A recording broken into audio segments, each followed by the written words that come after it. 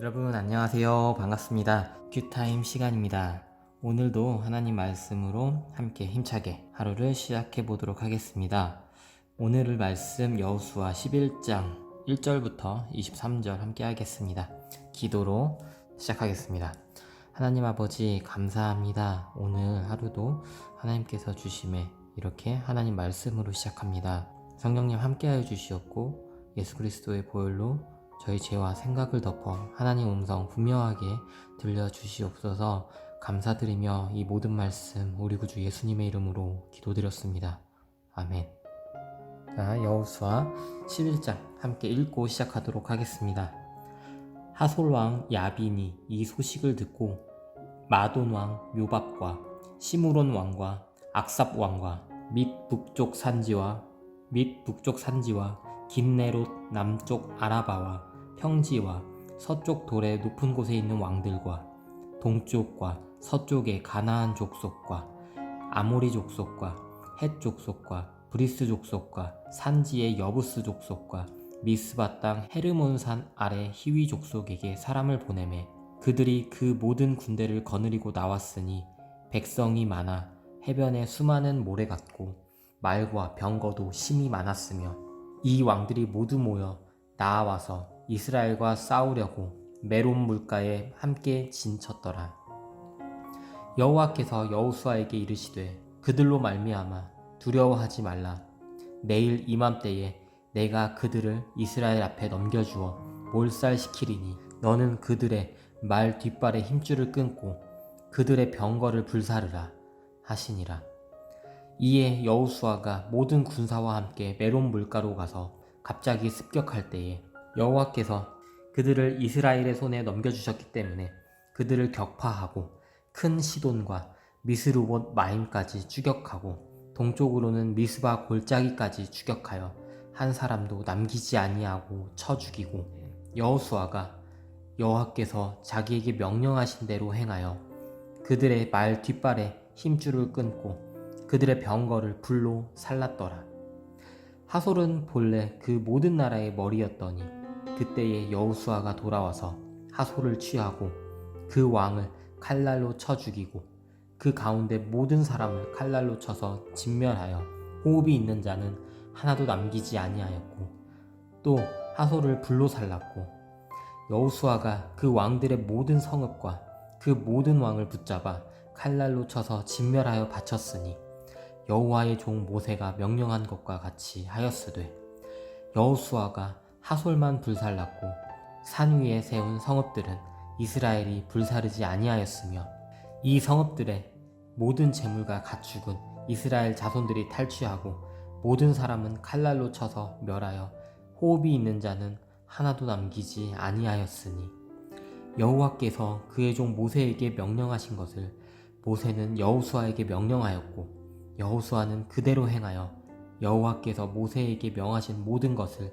하나도 행하지 아니한 것이 없었더라. 여호수아가 이같이 그 온 땅 곧 산지와 온 네겝과 고센 온 땅과 평지와 아라바와 이스라엘 산지와 평지를 점령하였으니 곧 세일로 올라가는 한락산에서부터 헤르몬 산 아래 레바논 골짜기의 바알갓까지라.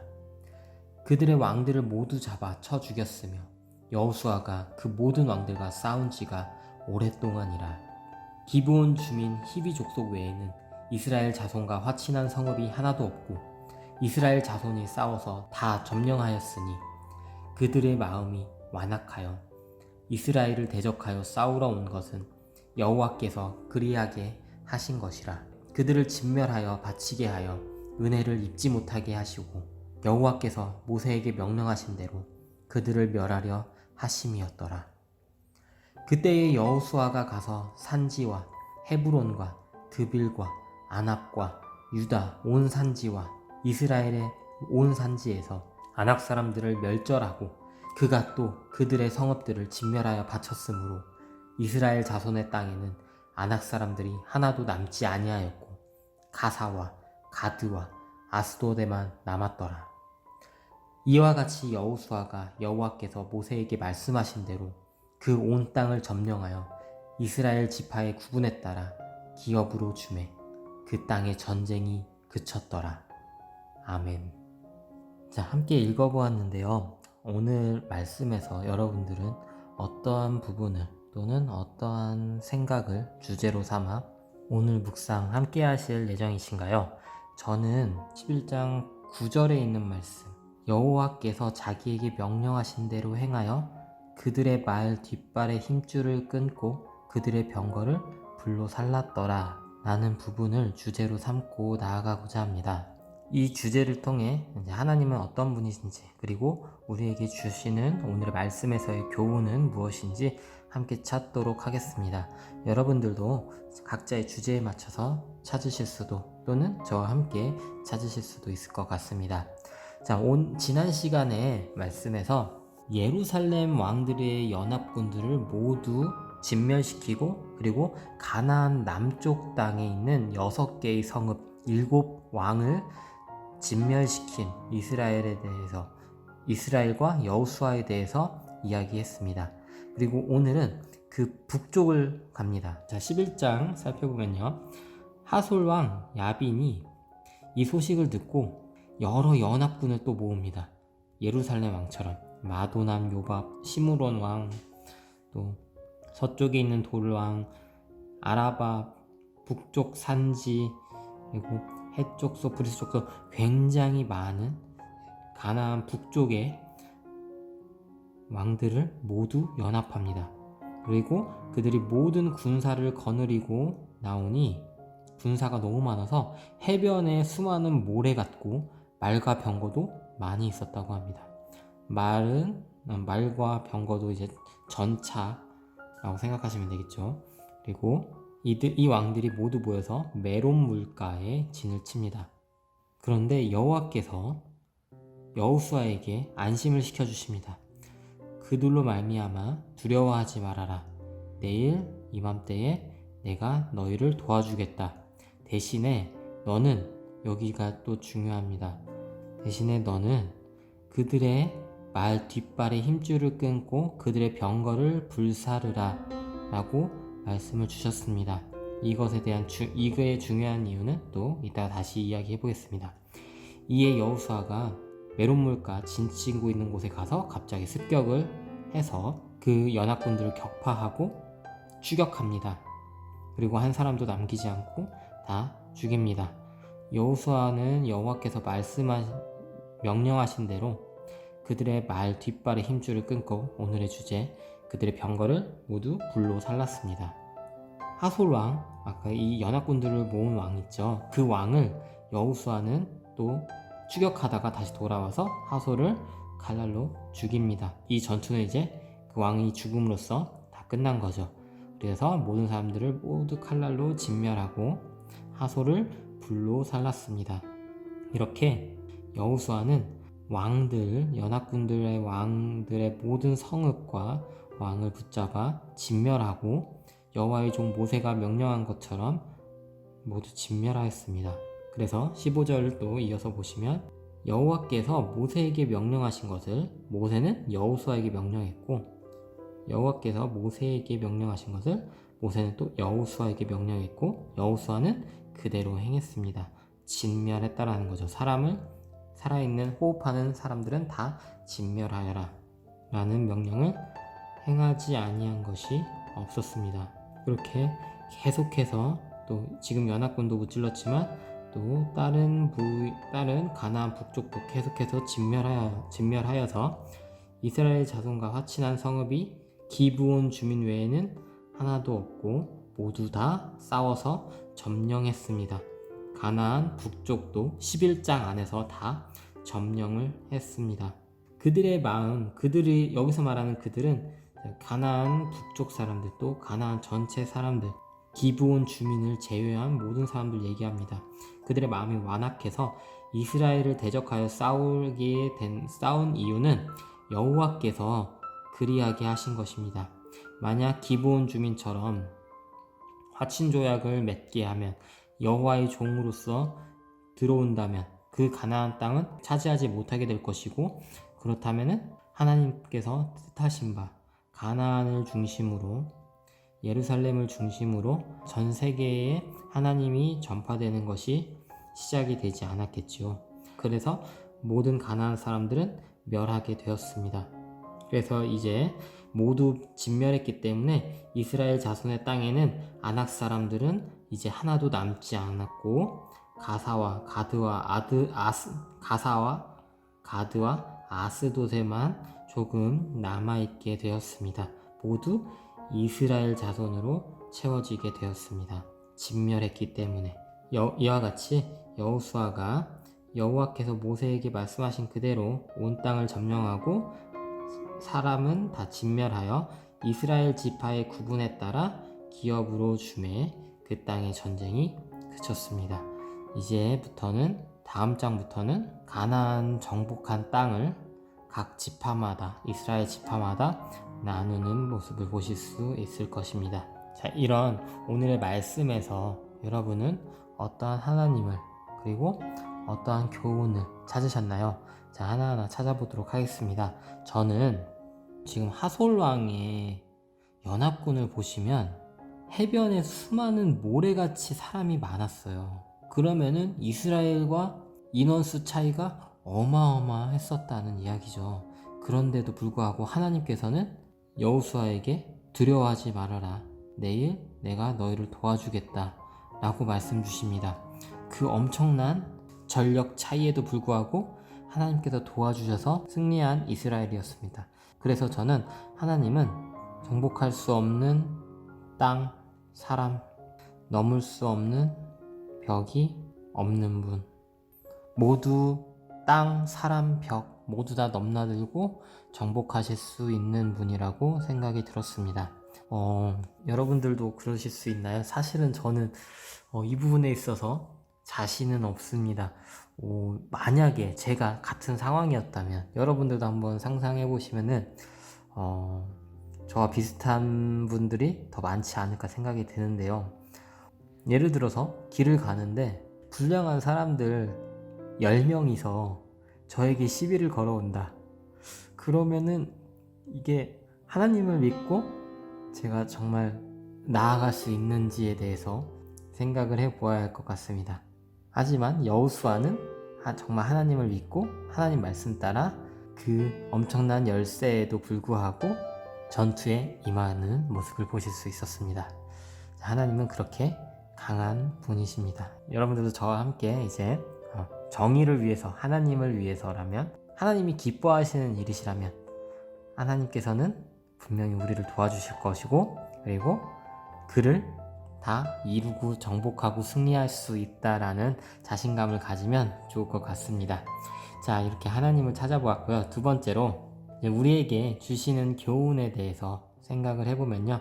첫 번째로 방금 이야기했었던 것처럼 가능성이 낮더라도 하나님께서 기뻐하실 일이라면 하나님과 함께 행하라. 우리 크리스찬은 삶의 목적, 사는 이유, 하나님을 영화롭게 하기 위해, 하나님을 기쁘게 하기 위해 사는 거잖아요. 그런데 하나님의 기쁨이 된다는 건 분명히 알지만 내가 무서워서 그 일을 행하지 않는다면 하나님께서는 우리를 도와주실 수 없을 것 같습니다. 잘 생각을 해서, 그리고 잘 기도해서 이것이 분명 지금 이 선택이 하나님의 기쁨이 되는 것이 맞다라는 확신이 들면 하나님께 모든 걱정과 두려움 내어놓고 함께 나아가신다면은 분명히 하나님께서 도와주실 것이라 믿습니다. 그리고 두 번째로, 자, 오늘의 주제, 여호수아는 여호와께서 명령하신 대로, 여호와께서 6절에서 말씀 주셨죠. 너는 그들의 말 뒷발의 힘줄을 끊고 그들의 병거를 불사르라 했고, 여호수아는 그대로 임했습니다. 9절에 나타나 있죠.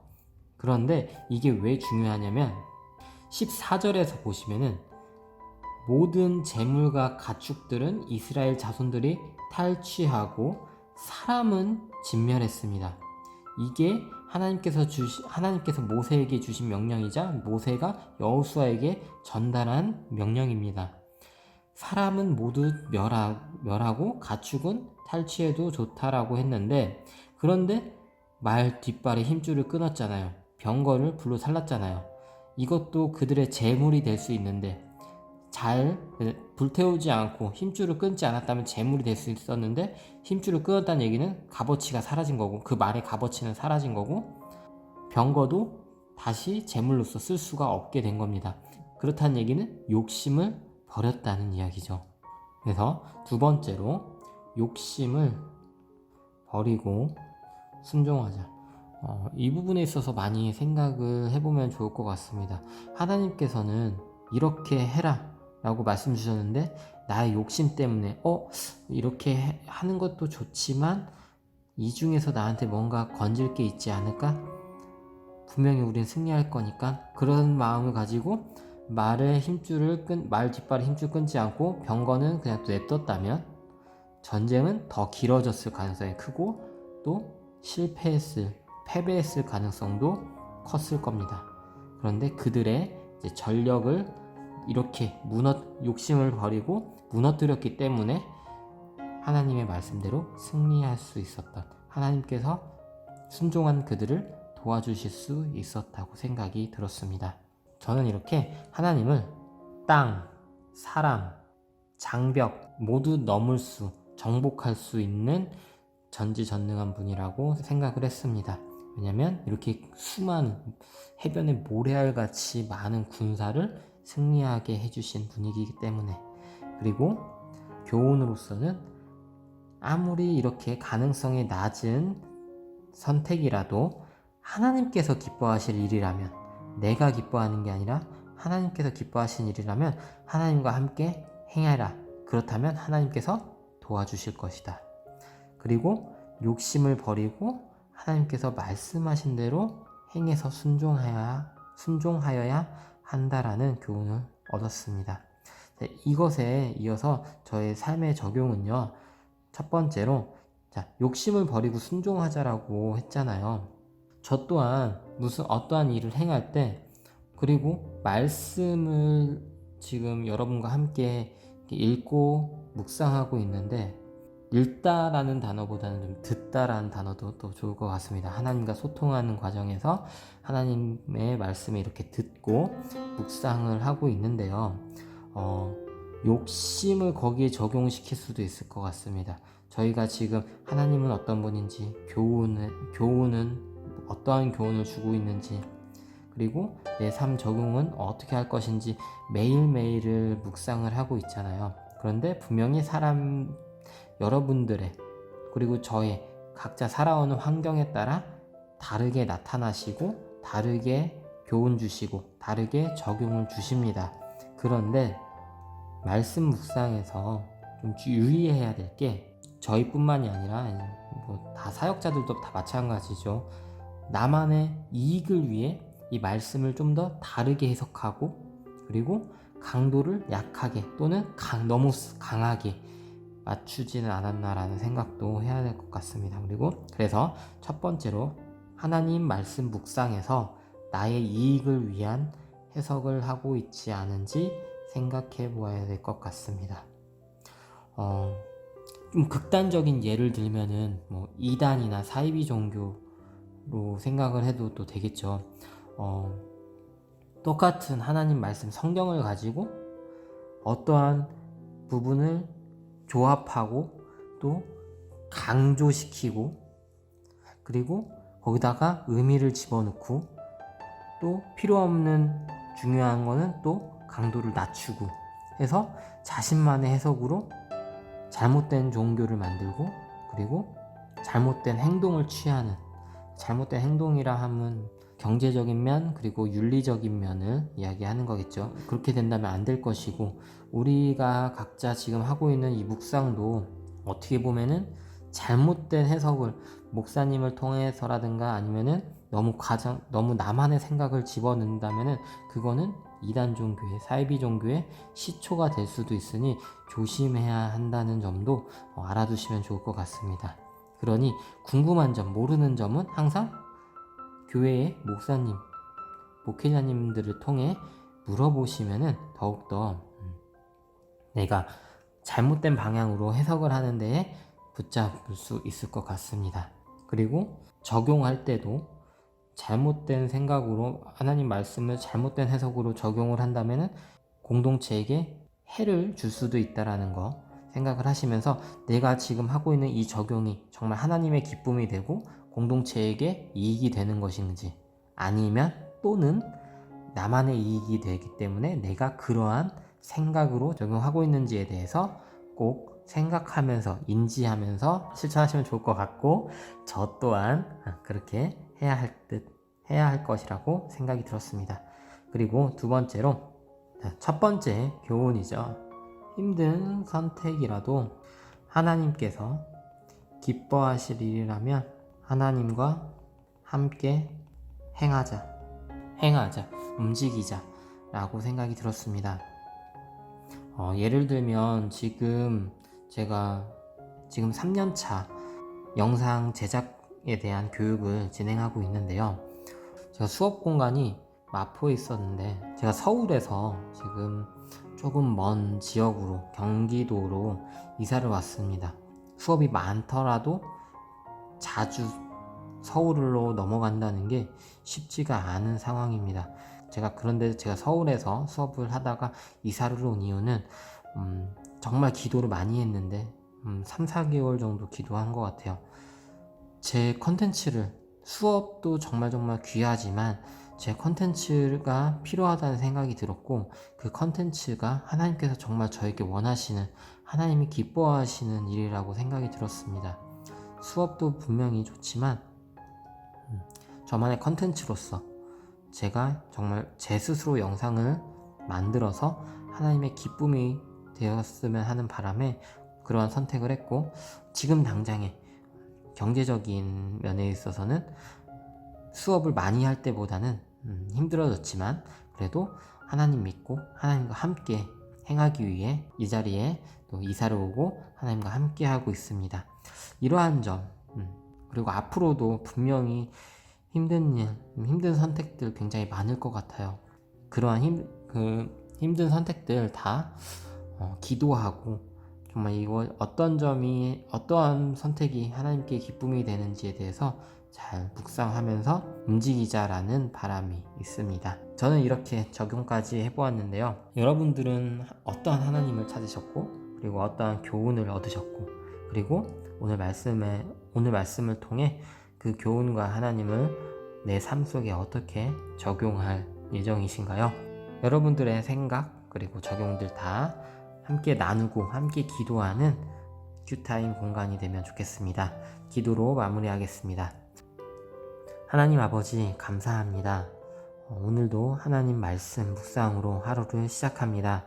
저에게 큰 시련과 고난과 그리고 힘든 선택이 있을 때 하나님의 기쁨이 된다면, 하나님의 뜻이라면 분명히 하나님께서 도움 주실 것이라 생각하고 움직이라는 오늘의 말씀을 들었습니다. 하나님 아버지, 저 또한 저만의 이익을 위한 선택을 하는 것이 아니라 하나님의 기쁨을 위한 선택을 하고, 그리고 말씀 묵상에 있어서도 제가 좋은 부분만 듣고 움직이는 것이 아니라 하나님께서 어떠한 부분을 저에게 말씀 주시고 있는지 더욱더 깊이 생각하고 궁금한 점, 잘못된 해석을 하지 않도록 이끌어 주시옵소서. 감사드리며 이 모든 말씀 우리 구주 예수님의 이름으로 기도드렸습니다. 아멘.